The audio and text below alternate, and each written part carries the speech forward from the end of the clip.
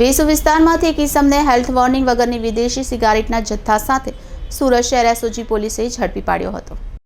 In charge police commissioner દ્વારા સુરત શહેરમાં narcotics ડ્રગ્સની બધીને નેસ્તનાબૂદ કરવા માટે ચાલુ કરેલ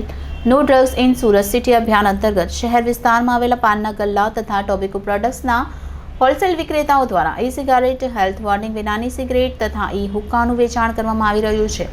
જેથી આવા રિટેલર તથા હોલસેલ વેચાણ કરતા વિક્રેતા દુકાનદારોને શોધી કાઢી તેમના વિરુદ્ધ કડકમાં કડક કાર્યવાહી કરવા સૂચના આપવામાં આવી હતી। જે અનુસાર અધિક પોલીસ કમિશનર, નાયબ પોલીસ કમિશનરના માર્ગદર્શન મુજબ એસઓજી પોલીસ ટીમ કામગીરીમાં જોડાઈ હતી।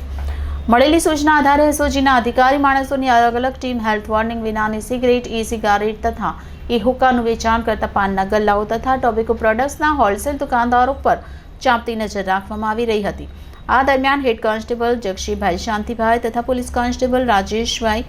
મધુભાઈને મળેલ બાતમીના આધારે Vesu canal road LP Savani school પાસે આગમ સ્ક્વેર ગ્રાઉન્ડ ફ્લોર પર દુબે પાનની દુકાનમાંથી રેડ કરી આરોપી ધીરેન્દ્રકુમાર દિનેશચંદ્ર દુબેને ઝડપી પાડી તેના મકાનમાંથી ગેરકાયદે રીતે વેચાણ કરવા રાખેલ હેલ્થ વોર્નિંગ વગરની અલગ અલગ સિગારેટ,